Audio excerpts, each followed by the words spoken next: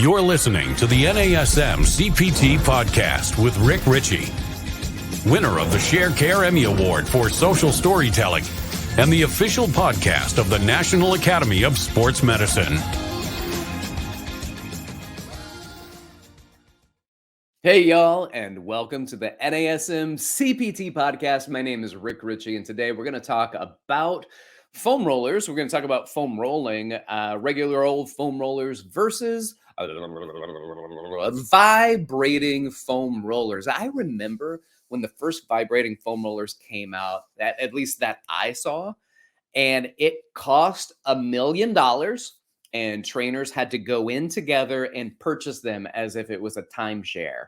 It was obscene. It was obscene. At least the cool ones, the ones that were like D battery, they were a little bit cheaper, but my goodness, the D battery lasted about 3 foam rolling sessions before you had to dump the batteries and get new ones. So the rechargeable ones, game changer, or was it?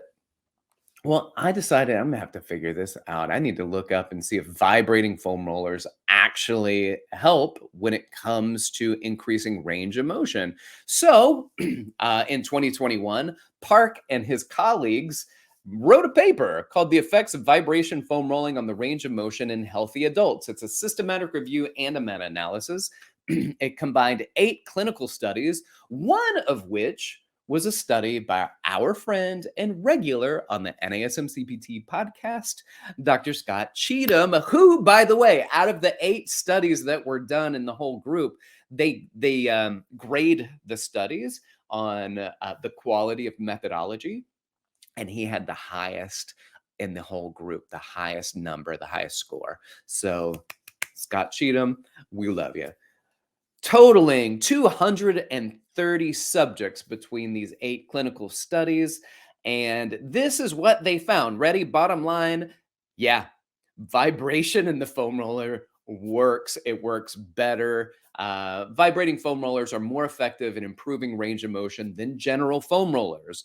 These results indicate that vibrating foam rollers may be an additional option for the average adults and athletes to improve their range of motion.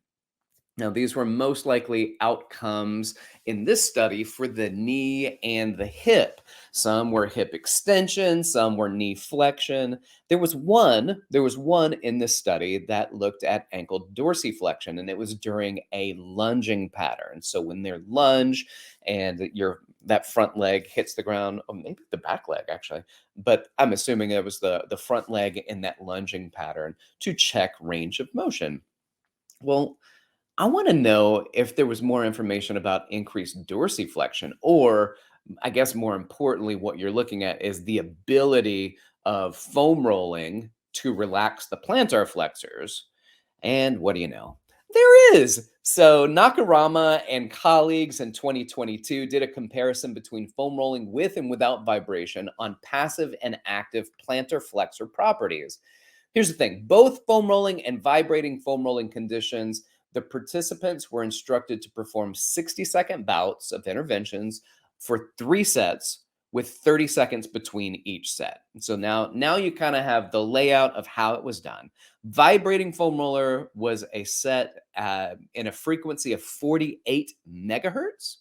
Not megahertz, just hertz, 48 hertz. So the pre and the post test. Here we are. Dorsiflexion, range of motion, shear elastic modulus, a plantar flexor muscle strength, and drop jump height. These were the things that were tested first, and then they were tested after the intervention. Now, there were similar increases in dorsiflexion range of motion and passive torque at the dorsiflexion range of motion after foam rolling and vibrating foam rolling. Medial gastroc shear elastic modulus decreased only after vibrating foam rolling. All right, so there's a 1 up right there for the vibrating foam rollers. No significant main effects were observed in maximal voluntary isometric contraction torque and drop jump height for either of them.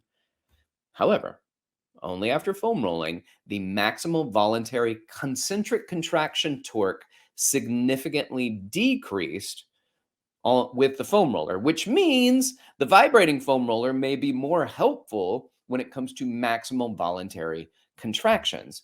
Now, I find this pretty interesting, and I've enjoyed using the vibrating foam rollers. Sometimes they're just loud, depending on what surface you're on. So you can be on a surface, and you might be at the gym, and it doesn't bother anybody. But you could be in your own home and be doing this, and you can land on a certain area in your house, and the teeth of your building will rattle.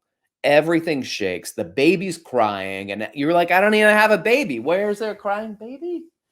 You don't know, because it can get so loud. So be aware that there might be some benefits of vibrating foam rollers, but the regular old foam rolling is still really good and is comparable in many different aspects. If you're going to go into lifting, it doesn't seem like if you're looking at an 8 to 12 rep range, things like that, doesn't seem to affect maximal voluntary contractions. Maybe. So if you're doing a 1 rep max, regular foam roller, it seems to decrease that concentric contraction torque. But the vibrating foam roller did not. So that might be something that you want to consider. In fact, just by the people that I've met in my life, nobody lifting a regular 1 rep max has ever seen a foam roller. So this is probably not for you anyway.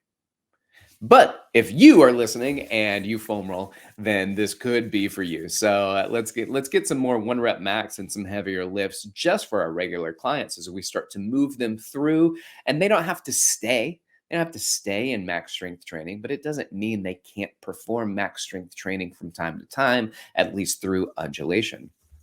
We also see that these are both very helpful when it comes to decreasing pain. And there was a study where it talks about they did 10 sets of 10 eccentrics, German volume training, but eccentric focused only. And those people were sore losers. They were very sore doing this negatives, 10 sets of 10 negatives. Yes, they had elicited soreness, and then they had them foam roll. The vibrating foam roller and the regular foam roller both worked. The vibrating foam roller seemed to have better acute outcomes than the regular foam roller, but they were both only acute, which meant they helped you feel better for a little bit. And if you did 10 sets of 10 negatives, then feeling better for a little bit is an absolute dream. All right, y'all. Thanks for listening. Appreciate it. Like, subscribe, share with your fitness friends and family. Leave a review. Por favor, please leave a review. Let us know what you think about this show. Whether you're on Apple, you're on the Google podcast, you're listening on Spotify. Appreciate all the platforms that we have out there that our producer Eric has put us on and made sure that you guys have access to listen on multiple different platforms. You want to reach out to me, you can hit me up. Instagram's where I'm most active at dr.rickrichy, or you can email me, rick.richey@nasm.org. Thanks for listening. This has been the NASM-CPT Podcast.